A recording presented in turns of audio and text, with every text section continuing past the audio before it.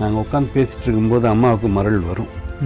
வந்தால் யாராவது வந்திருப்பாங்க, ஒரு 2-3 பேர் வந்திருப்பாங்க. அவங்களுக்கு வந்து அவங்க போய் பவியமாக அவங்கக்கிட்ட கேட்பாங்க. அப்போ அம்மா அவங்களுக்கு சொல்லும். ஜோசப்னு ஒரு கிறிஸ்டின் ஆசிரியர், அவர் நல்லது. அவர் அடிக்கடி அம்மாவை பார்ப்பாரு. அம்மாவை பார்த்துட்டு இந்து ஆகிட்டார். அவர் இந்து மாதிரி. சரி. இந்த முகத்தில் தான் மாற்றங்கள் பார்த்துருக்கேன் நான். இந்த முகத்தினுடைய மாற்றங்கள் நல்லா தெரியும். அம்மன் வந்துட்டா அந்த முகம் மாறுறது நல்லா தெரியுங்க. அம்மன் இல்லாதப்ப சாதாரணமாக இருப்பார். ஓம் சக்தி. குருவடி சரணம், திருவடி சரணம். நாம் இன்று மாலை இருக்க வேண்டிய நபர் ஐயா திரு பத்மநாப ரெட்டியார் அவர்கள். இவர்கள் இருக்கும் இடமானது திருமுக்காடு என்ற ஒரு கிராமம். இது அச்சரப்பாக்கத்திலிருந்து சுமார் 3 கிலோமீட்டர் தொலைவில் இருக்கின்ற இடம். ஐயா அவர்கள் அம்மாவிடம் ஆதி காலத்திலிருந்தே தொடர்பு கொண்ட ஒரு நபர். அம்மா அவர்கள் இங்கு அரப்பேடு என்ற இடத்தில் ஆசிரியராக தொழிலாற்றி கொண்டிருக்கும் போதே இருந்த பழக்கம் அவர்களுடன் இருக்கிறபடியால் ஐயாவிடம் இப்பொழுது நாம் நேர்முக வர்ணனை தொடரவிருக்கிறோம். ஓம் சக்தி. அம்மா வந்து 1968 எனக்கு ரொம்ப நல்ல பழக்கம். அம்மா அரப்பேடில் ஆசிரியராக இருந்தாங்க. ஆசிரியராக இருக்கப்போ எங்கள் பெரிய தகப்பனார் நெல்வாய் என்ற கிராமத்தில் ஒரு 40 ஏக்கர் நிலம் வச்சுருந்தார். அதை பார்க்குறதுக்காக அவர் போவாருங்க. இங்கேருந்து நடப்பயணமாக போவார். அந்த காலத்துலலாம் வண்டி வசதியெல்லாம் இல்லைங்க. நல்லது. காலையில் எழுந்து குளிச்சுட்டு 5 மணிக்கெல்லாம், காலையில் 8 மணிக்கெல்லாம் அங்கே போயிடுவார். போயிட்டு கழனியெல்லாம் பார்த்துட்டு வரும்போது அம்மாவனுடைய தகப்பனார் வீட்டில் வரும்போது திரும்பி நடந்தே அம்மாவனுடைய தகப்பனார் வீட்டில் மோர் கொடுப்பாங்க. நல்லா பெரிய டம்ளரில் மோர் கொடுப்பாங்க. அதெல்லாம் அருந்திட்டு அங்கே உட்காந்துட்டு கொஞ்சம் நேரம் இளைப்பாரிட்டு, கோயிலுக்கு பின்னாடி ஒரு புனிதமான குளம் இருக்குங்க. அதில் தேவர்கள்லாம் குளிக்கிறதா சொல்கிறாங்க. சிலருடைய தெய்வம் கூட அங்கே இருக்குதுன்னு சொல்கிறாங்க. முனீஸ்வரன் அப்படின்னு சொல்லிட்டு சொல்கிறாங்க. அந்த புனிதமான குளம் அது. அந்த இடமே சக்தி வாய்ந்த இடம். இப்போ அம்மா இருக்கிற இடமே ரொம்ப சக்தி வாய்ந்த இடம். நல்லது. அதில் சில வம்சத்தினர் அவங்க அங்கே தான் மொட்டை போடுவாங்க. மொட்டை போட்டு காது குத்துறது அந்த கோயில், அந்த குளத்தில் தான். அந்த அளவுக்கு முக்கியத்துவம் வாய்ந்த குளம், தெய்வீக சக்தி நிறைந்த குளம்.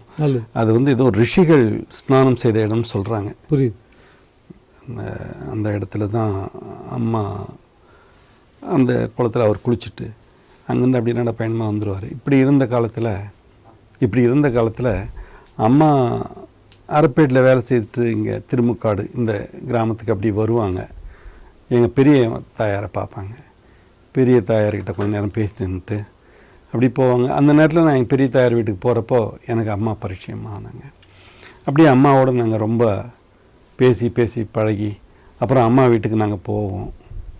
எங்களுக்கும் அம்மாவுடைய தாயார் நல்லா உபசரிப்பாங்க எங்களெல்லாம். போனால் பெரிய எங்களுக்கு வரவேற்பு கொடுத்து எங்களுக்கு உணவெல்லாம் கொடுப்பாங்க. நல்லா பேசிட்டு அங்கேருந்து அப்படியே வருவோம். அந்த மாதிரி எங்களுக்கு அம்மா நல்ல பரிச்சயம். அம்மாவோட பால்யத்தில் நாங்கள் இருந்தோம். பால்ய தொடர்பு இருக்கும்போது ஆமாம், அம்மாவை பற்றி ஏதாவது ஒரு நிகழ்வுகள் இருந்தால் கூட எங்களுக்கு சொன்னால் ரொம்ப நல்லா இருக்கும். அம்மாவுக்கு அப்பயே ஒரு அபரிமிதமான சக்தி உண்டு அம்மாவுக்கு. அம்மா சிரிச்சாங்கன்னாலே முகத்தில் ஒரு தெய்வீகமான ஒரு கலை தெரியும் நமக்கு அப்பயே. அது எனக்குன்னு புரியாது, யாருக்குமே புரியாதுங்க, அது என்னன்னு தெரியாது. ஆனால் அந்த தெய்வீக கலை அப்பயே இருந்தது. அது என்னன்னு யாருக்கும் தெரியாது. அது புரிஞ்சுக்கிறதுக்கு ரொம்ப நாள் ஆச்சு. அந்த அம்மா கிட்ட தெய்வம் இருக்குது, அந்த சக்தியான இடம், அந்த இடத்துல எல்லாம் அம்மா இருந்ததுனால அந்த சக்திகள் அவங்க உடம்புல பிடிச்சிருக்குன்றது அப்புறம் தான் தெரிஞ்சது எங்களுக்கு. அந்த சக்திகள் இருக்குது அம்மா கிட்ட அப்படின்றது தெரிஞ்சது. நல்லது. உங்களுக்கு அந்த டைமில், அந்த நேரங்களில் தனிப்பட்ட நிலைமையில் ஏதாவது ஒரு அனுபவம் கிடைச்சிதுன்னா எங்களுக்கு ஒரு பெரிய வாய்ப்பாக இருக்கும். அது அம்மாவை பற்றி, அம்மாவுடைய சக்திகளை பற்றி அப்போவே வெளிக்காட்டக்கூடிய ஒரு வாய்ப்பு இருந்தது அப்படின்னா. அம்மா அப்போல்லாம் ஒரு சாயந்தரம் 7 மணிக்கு ஒரு சில நேரத்தில் அவங்களுக்கு மருள் வரும். நாங்கள் போய் உட்காந்துட்டு இருப்போம் அந்த கிணத்தாண்ட. சரி. நாங்கள் உட்காந்து பேசிகிட்டு இருக்கும்போது அம்மாவுக்கு மருள் வரும். வந்தால் யாராவது வந்திருப்பாங்க, ஒரு 2-3 பேர் வந்திருப்பாங்க. அவங்களுக்கு அவங்க போய் பவியமாக அவங்கக்கிட்ட கேட்பாங்க. அப்போ அம்மா அவங்களுக்கு சொல்லும், இது நடக்குது, இது இப்படி உங்களுக்கு உடல்நலம் சரியில்லாதவங்க வருவாங்க, மற்றபடி வேறு ஏதாவது வீட்டுக்குள்ளே கோளாறு இருக்கிறவங்க வருவாங்க, விரோதம் இருக்கிறவங்க வருவாங்க, அதெல்லாம் வந்து அம்மா சொல்லும், இது இப்படி நடக்குது, இப்படி போகுது அப்படின்னு சொன்னாங்கன்னா அவங்களுக்கு இந்த நாளைக்கு கோயிலுக்கு வா, இந்த மாதிரி பண்ணு அப்படின்னா அவங்க பண்ணுவாங்க. அந்த பரிகாரம்லாம் முடிஞ்சால் அம்மாவுக்கு சரியாயிடும் அதெல்லாம். அதனால் அது அவங்க போய் 4 பேருக்கு சொல்ல, 4 பேர் சொல்ல இப்படி வந்து ஆரம்பிச்சிட்டாங்க. சில நேரத்தில் இந்த துஷ்ட ஆவிகள் சிலர் மேலே ஒட்டிகிட்ருக்கும், அதெல்லாம் கூட அம்மா போக்கியிருக்காங்க. நிறைய பேருக்கு போக்கியிருக்காங்க. நீங்கள் பார்க்கக்கூடிய வாய்ப்பு ஏதாவது நிறைய கிடைச்சிருக்கு எனக்கு. ஓஹோ, நிறைய கிடைச்சிருக்கு. சொல்லுங்க. அந்த மாதிரி துஷ்ட ஆவிகள் அங்கே வந்து நிறைய அது பாட்டு தாண்டோனித்தனமாக கோயிலாண்டு ஆடிட்டுருக்கோம். சாயந்தரம் புரியுது, தாண்டோனித்தனமாக அடக்கம் இல்லாத ஆடிட்டுருக்கோம். அது பாட்டுக்கும் இப்படி வர்றது அப்படி போகிறது அப்படி ஆடிட்டுருக்கோம். அப்போ அம்மா மேலே மருள் வந்துன்னா அம்மா வந்து ஒரு வட்டம் போட்டு அதில் உட்கார வைப்பாங்க. சரி, அந்த கட்டுக்கடங்கி உட்காரும். அந்த கட்டுக்கடங்கி உட்கார்ந்ததுன்னா அப்படியே இருப்பாங்க அவங்க. அம்மா அதுக்கப்புறம் வந்து அவங்களுக்கு அந்த விபூதி கொடுத்து கொஞ்சம் தீர்த்தம் கொடுத்து வேப்பலை கொடுத்தாங்கன்னா சரியாயிடும். திருப்பி அவங்களுக்கு அந்த மருள் சரியாயிடும். அப்புறம் அந்த நோயே ஒரு 10 வாரம் கோயிலுக்கு வந்தாங்கன்னா சுத்தமாக நோயே இல்லாத விலைக்கு போயிடும். ரொம்ப சந்தோஷமாக போவாங்க. நல்லது. அந்த மாதிரி நிறைய பரவ ஆரம்பிச்சதுங்க. நிறைய பேருக்கு நோயெல்லாம் தீர்ந்துருக்குது. ஆனால் நீங்கள் சொல்கிற மாதிரி அப்போ அருள் வாக்குங்கிறது வந்து சாயங்காலம் 7 மணிக்கு தானே? 7 மணிக்கு ஆரம்பிப்பாங்க. சில நேரத்தில் 7 மணிக்கு ஆரம்பித்து ஒரு 4 பேர் இருப்பாங்க. முடிச்சுட்டு அம்மா மலையேறிடுவாங்க. அம்மா மலையேறிட்டாங்கன்னா திருப்பி ஒரு 10 பேர் வருவாங்க. ஒரு 8 மணிக்காக வருவாங்க. அப்போ அம்மா சிரமப்பட்டு அந்த கிணத்துல இறங்கி குளிப்பாங்க. எனக்கு ரொம்ப ஆச்சரியமாக இருக்கும். ஆமாம், இருட்டு நேரத்தில் விளக்குகள் கிடையாது, ஒரே ஒரு பல்ப் எரியும் வெளியில் ஷெட்டில். அதுதான், வேற விளக்கே இருக்காதுங்க. இந்த கோயிலில் ஒரு அகன்ற விளக்கு எரிஞ்சிட்டு இருக்கும், சின்ன விளக்கு, அது பாட்டுக்கு இருக்கும், அவ்வளோதான், வேற ஒன்றும் இருக்காது. அங்கே நாங்கள் உட்காந்துருப்பாங்க, ஒரு மணல் மேடு இருக்கும், அதில் உட்காந்துருப்போம் நாங்கள். நானும் அப்புறம் திருப்பி இறங்கி ரொம்ப கஷ்டப்பட்டு இறங்கி அதில் திருப்பி தலைமொழிட்டு வந்து திருப்பி அருள் வாக்கு சொல்லுவாங்க. இந்த 10 பேர் போயிட்டாங்கன்னா திருப்பி இன்னொரு 4 பேர் வருவாங்க. அவ்வளோ தூரம் தேடின்னு வந்துட்டாங்க. நானே கூட கேட்பேன் அம்மாவை, என்னம்மா அப்பப்போ இறங்குறீங்களே, உங்களுக்கு சிரமமா இல்லையா அப்படின்னு கேட்பேன்.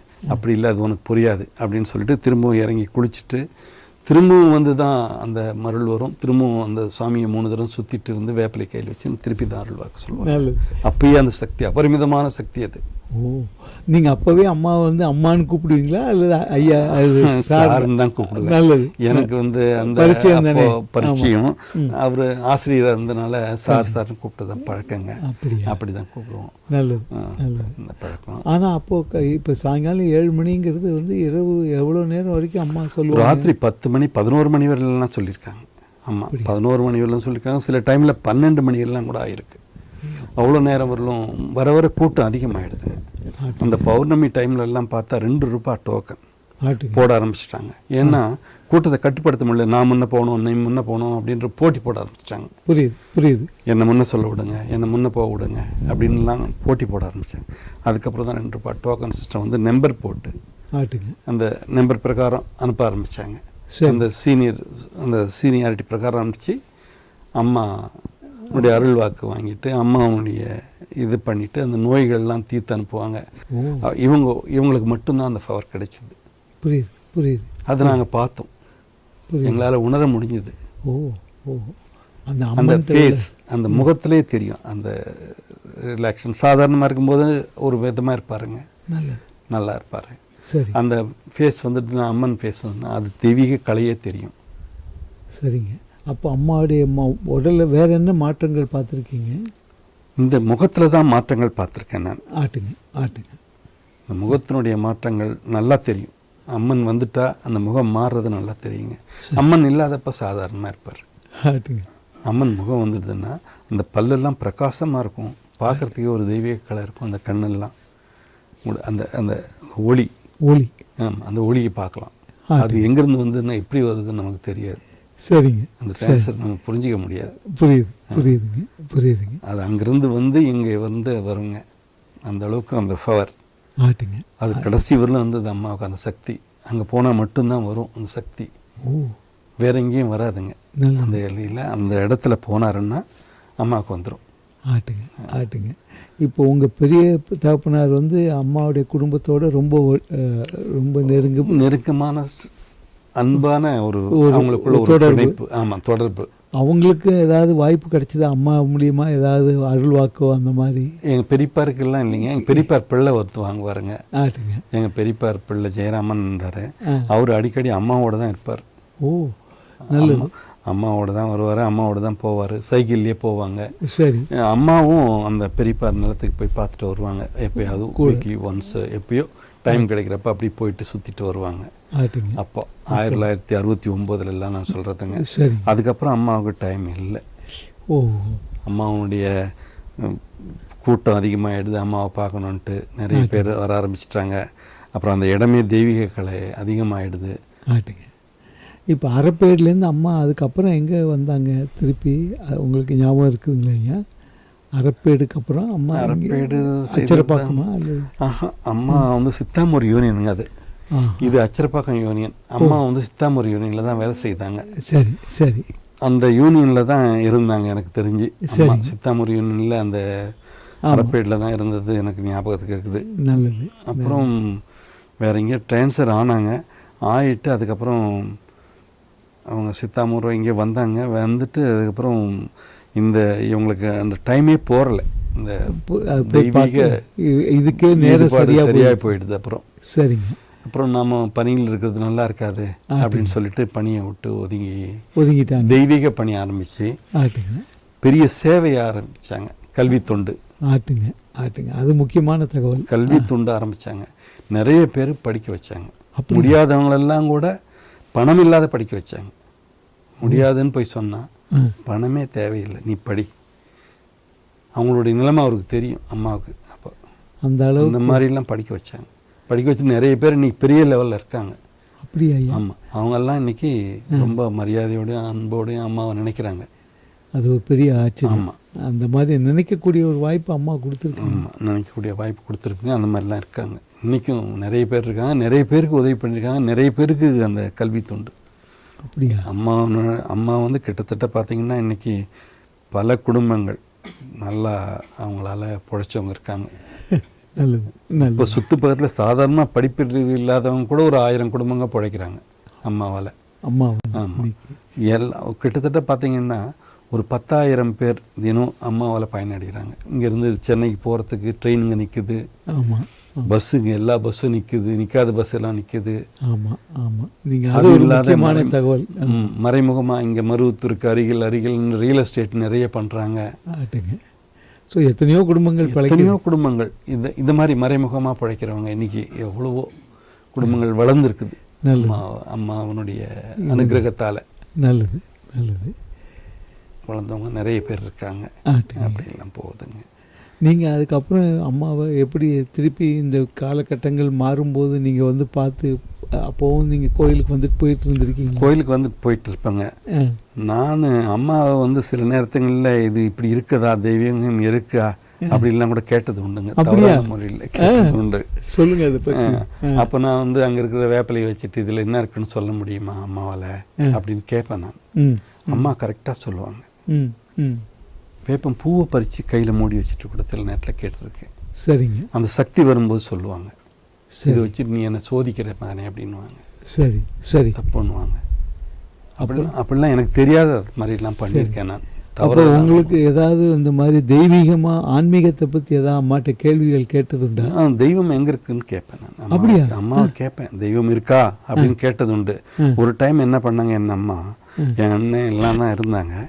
அம்மா என்ன பண்ணிட்டாங்க, உனக்கு நான் காட்டுறேன், நீ குளிச்சுட்டு வா அப்படின்னு சொன்னாங்க. அப்போ நான் கிணத்துல என்னால் இறங்கி அந்த அம்மா குளிக்கிற மாதிரி எனக்கு குளிக்கிறதுக்கு அந்த அளவுக்கு இது கிடையாது, திறவை கிடையாது, திறவஸ் இல்லை. அந்த தொட்டியில் தண்ணி இருந்து அதை மூண்டு ஊற்றிட்டு ஈர துணியோட வந்தேன். வந்த உடனே ஒரு ரவுண்ட் போட்டாங்க அந்த அம்மன் சன்னதிக்கு நேராக. சரி. இருந்த வேப்பலையை உடைச்சி என் கையில் கொடுத்துட்டாங்க. சரி. கையில் கொடுத்து அப்படியே நில்லு, ஒரு கண்ணை மூடிட்டு 10 நிமிஷம் அப்படின்னாங்க. கண்ணை மூடிட்டு நான் அப்படியே தியானம் பண்ணேன். தியானம் பண்ணி அந்த அம்மா போட்ட ரவுண்டில் கட்டுப்பட்டு நின்றேன். எனக்கு ஒன்றுமே புரியல. எனக்கு கிட்டத்தட்ட ஒரு 40 நிமிஷம் நிற்க வச்சுட்டாங்க. ஓ. அப்புறம் தான் என் நெஞ்சில் விபூதி போட்டு என்ன அந்த ரவுண்டை விட்டு வெளியில் கொண்டு வந்தாங்க. என்ன நடந்தது, என்ன தெரிஞ்சதுன்னு கேட்டாங்க. அப்போ எனக்கு ஒன்றுமே புரியல, மெய் மறந்து போய் நின்றுட்டு இருந்திருக்கேன் 40 நிமிஷம். சரிங்க. மெய் மறந்து போச்சு. அந்த 40 நிமிஷமும் என்ன நடந்தது, என்ன போச்சு வந்தது ஒன்றும் தெரியும். எனக்கு ஒன்றுமே தெரியாது. நல்லது. இப்போ உணர்ந்தியான்னாங்க, உணர்ந்தேன்னு சொன்னேன். அந்த மாதிரி அது பெரிய ஒரு வாய்ப்பு. பெரிய வாய்ப்பு அது எனக்கு. அது பெரிய வாய்ப்பு, அம்மா கொடுத்த வாய்ப்பு அது. அது தனிப்பட்ட முறையில் உங்களுக்கு கிடைச்சிருக்குங்கிறது வந்து நம்மளுடைய பாக்கியம் தான். ஆமாம், அம்மா கையாலே வேப்பலை ஒடிச்சு கொடுத்து நிற்க வச்சுட்டாங்க அங்கே. நல்லது. அது போக உங்களுக்கு அப்போ அந்த காலகட்டங்களில் நிறைய பேர் இங்கே சுற்றி சூழல் உள்ளவங்களாம் வந்துட்டு போவாங்க. ஆமாங்க. அவங்க ஏதாவது உங்கள்கிட்ட பரிமாறி இருக்காங்களா தங்களுடைய அனுபவங்கள் ஏதாவது? இங்கே நாகராஜ் அப்படின்னு ஒருத்தர் இருந்தாருங்க, அம்மாவோட ரொம்ப விருப்பமான சிஷ்யர் அவர். அவர் அடிக்கடி அம்மா கூட தான் போயிருப்பார், அம்மா கூட தான் இருப்பார். அவங்க குடும்பமும் நல்லபடியாக இருந்ததுங்க. அப்புறம் சில நாள் ரொம்ப பிரசித்தமாக அவர் நிறைய பேருக்கு சொல்லுவார், அம்மாவை பற்றி விளக்கமாக சொல்லுவார். அம்மா கூட இருப்பார். அந்த மாதிரிலாம் நிறைய பேர் அம்மா கூட இருந்திருக்காங்க, அம்மா கூடயே இருந்திருக்காங்க. அவங்களுக்கு ஏதாவது தனிப்பட்ட அனுபவங்கள் கிடைச்சது ஏதாவது உங்களுக்கு ஞாபகம் இருக்கா ஐயா? அதாவது ஒரு ஜோசப்னு ஒரு கிறிஸ்டின் ஆசிரியர் அவர். நல்லது. அவர் அடிக்கடி அம்மாவை பார்ப்பாரு, அம்மாவை பார்த்துட்டு இந்து ஆயிட்டார். அவர் இந்து மாதிரி கோயில்லையே சேவை பண்ணார், கோயில்லையே இருந்தார், கோயிலுக்கு அடிக்கடி வருவார். அவர் தான் எல்லாம் பண்ணிட்டு இருந்தார். சரிங்க. அதாவது கிறிஸ்டின் வந்து நான் அந்த கோயிலில் வந்து அப்போ தான் பார்த்தேன். அவர் பேர் ஜோசப். அவர் அடிக்கடி அங்கே தான் இருப்பார், கோயிலே இருப்பார், கோயிலை சுற்றி வருவார், அம்மாவோட தான் இருப்பார், அம்மாவுக்கு வேண்டிய தொண்டெல்லாம் பண்ணுவார். ஒரு ஆசிரியர் அவர். ஆமாம், ஆசிரியர் வந்து அந்த அளவுக்கு அம்மாவுடைய சக்தியை உணர்ந்தார். உணர்ந்து அம்மா கூட இருந்தார், அம்மா கூடயே அம்மாவுக்கு பணி செய்துட்டு அம்மாவுக்கு தொண்டு செய்துட்டு இருந்தார். ரொம்ப ஆச்சரியமாக இருந்தது எனக்கு அது. சரி சரி. அவர் வந்து ஒரு கெத்தான ஆசிரியர்னா கூட. அப்படியா? ஆமாம் ஆமாம், அப்படிப்பட்டவர் அங்கே வந்து அம்மா கூட இருப்பார். சரிங்க. அப்புறம் கோயிலுக்கு வராதே இருக்க மாட்டார், அப்பயும் கோயிலுக்கு வருவார் போவார். அந்த மாதிரி அப்போ முனிரத்னம் ஐயாலாம் இருந்தாங்க. முனிரத்னம் ஆசிரியர் இருந்தார். எனக்கு ஒரு தமிழ் ஆசிரியருங்க. அவரு அங்கே கோயிலுக்கு வருவார், அவரு எல்லாம் பண்ணுவார். சொக்கலிங்கம் அப்படின்னு ஒருத்தர் இருந்தார். சரி. அவர் அம்மாவை பற்றி பாட்டெல்லாம் கூட எழுதினார், அம்மாவை பற்றி அந்த சக்தி மாலையெல்லாம் கூட எழுதினார். அவரு தான் அப்போது தமிழ் ஆசிரியர். அவங்கெல்லாம் வந்து அம்மாவுக்கு தொண்டு பண்ணாங்க. நல்லது. அப்போ புலவர் ஐயா உங்களுக்கு தெரியுமா? சுந்தரேசன் ஐயா அப்போ பார்க்கக்கூடிய ஞாபகம் இருக்குது எனக்கு? அவர் இல்லைங்க, சுந்தரேசன் ஐயா எல்லாம் எனக்கு ஞாபகம். நல்லது. ஏன்னா இவ்வளவு பழைய இதில் தொண்டு எனக்கு தெரிஞ்ச வரைக்கும் ஓணம்பாக்கம் அண்ணன் இருந்தார். ஓணம்பாக்கம் அண்ணன் இருந்தார். புலம்பாக்கம் முத்துமல்லா ரெட்டியார் அடிக்கடி அம்மாவை பார்க்கறதுக்கு வருவார். அவர் ஒரு பெரிய நிலக்கிழார். ஆமாம், நான் அவருக்குடைய சந்திக்கக்கூடிய ஒரு வாய்ப்பு எனக்கும் கிடைச்சது ஐயா. அவர் அம்மாவை அடிக்கடி வந்து பார்ப்பார், அம்மாவை பார்த்து சேவிச்சுட்டு போவார். அப்படி? ஆமாம். அவருடைய பால்ய காலத்தில் கடவுளையே விரும்பாதவர் அவர். அப்புறம் வர வர அம்மா அவனுடைய வளர்ச்சியை கண்டு அம்மாவை வந்து பார்த்து அம்மாவுக்காக காத்திருந்து பார்த்துட்டு போவார். அம்மாவை காத்திருந்து பார்த்து எனக்கு ஒரு திருப்தியாக இருக்குப்பா அப்படின்லாம் கூட சொல்லியிருக்காரு. சரிங்க. சரி, உங்கள்கிட்ட பகிர்ந்துருக்காரு? ஆமாம், பகிர்ந்துட்டு இருக்காரு. அச்சரப்பாக்கம் கோயில் கும்பாபிஷேகம் நடந்தது. சரிங்க. அச்சரப்பாக்கம் கோயில் கும்பாபிஷேகத்துக்கு அம்மா தான் வந்து அம்மன் கோயிலுக்கு குடமுழுக்கு பண்ணாங்க. சரி. 1973 நம்ம திருமுக்காட்டீஸ்வரர் நீங்கள் கோயில் இருக்குங்க. சரிங்க. அங்கே முத்தாம்பிகைன்னு ஒரு சன்னதி இருக்குது. அதுக்கு அம்மா திருக்கரங்களால் தான் குடமுழுக்கு நடந்தது. ஓ, அந்த தேவிக்கு? அந்த தேவிக்கு அம்மா தான் ஏறி அந்த குடமுழுக்கு பண்ணாங்க. சரிங்க சரிங்க.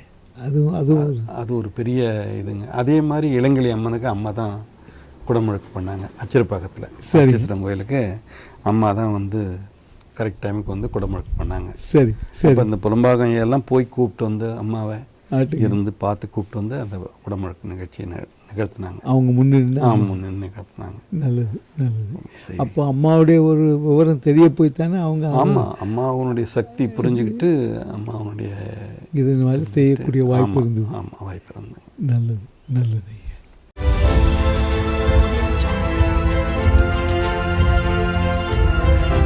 அம்மாவை நினை மனமே, மேல் மருவூர் அம்மாவை நினை மனமே.